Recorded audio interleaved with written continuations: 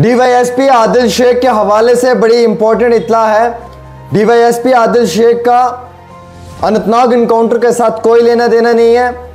उसे corruption charges के ऊपर अरेस्ट किया गया था, सस्पेंड किया गया है और मामला अभी जो है वो इन्वेस्टिगेशन में है।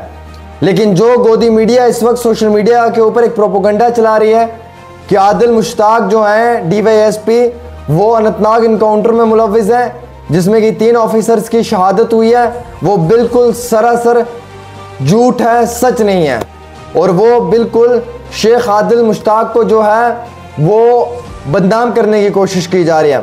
हाँ, ये भी सच है कि उन्हें करप्शन के चार्जेस के ऊपर गिरफ्तार किया गया है, उन पे एफआईआर रजिस्टर्ड हुआ है, कानूनी कार्रवाई हो रही है, मैटर ऑफ इन्वेस्टिगेशन है।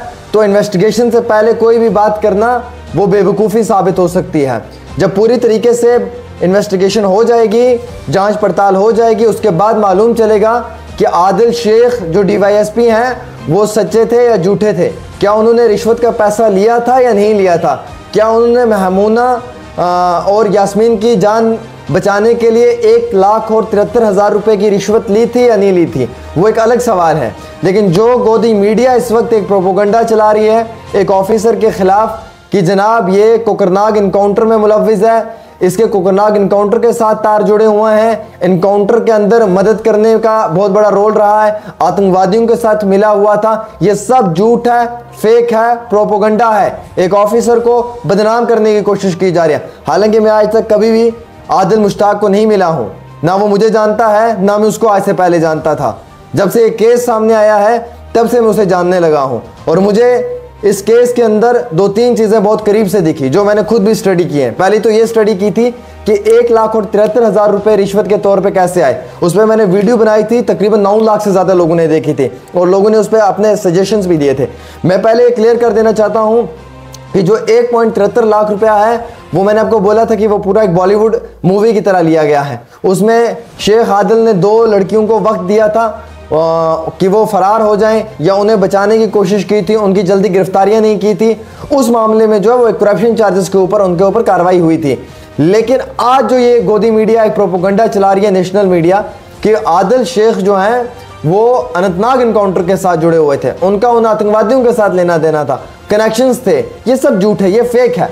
और ये कुछ गोदी मीडिया चैनल सिर्फ इसलिए चला रहे हैं, मैं ओपनली आपको कहना चाहूंगा कि आदिल मुश्ताक शायद एक मुसलमान ऑफिसर है, शायद ये भी एक रीजन हो सकता है। शायद उसे इसीलिए बार बार इस तरीके से बदनाम करने की कोशिश की जा रही है और उसे जो है वो अनंतनाग इनकाउंटर के साथ जोड़ने की कोशिश की जा रही है। हालांकि अनंतनाग इनकाउंटर के साथ कोई लेना देना नहीं है। ये मैटर श्रीनगर का है, करप्शन चार्जेस के ऊपर बुनियाद रखता है, करप्शन चार्जेस के ऊपर उन्हें गिरफ्तार किया गया है, सस्पेंड किया गया है, एफआईआर रजिस्टर्ड हुई है, वो एक अलग मैटर है। मैंने पहले भी कहा, आप भी कह रहा हूं, मैटर ऑफ इन्वेस्टिगेशन है। लेकिन जो ये गोदी मीडिया आदिल शेख को बदनाम करने की कोशिश कर रही है ऑन बिहाफ ऑफ कि सिर्फ वो शख्स एनकाउंटर के साथ जुड़ा हुआ है और वो एनकाउंटर अनंतनाग कोकरनाग के अंदर हुआ है गुडविल में, वो सब झूठ है, वो सब प्रोपोगंडा है, वो एक फेक चीज़ है जो साबित की जा रही है। हालांकि आज जो एडीजीपी कश्मीर हैं विजय कुमार जी, उन्होंने भी ये कहा कि जो डीवाईएसपी हैं आदिल, उनकी कोई इन्वॉल्वमेंट नहीं है अनंतनाग केस के साथ,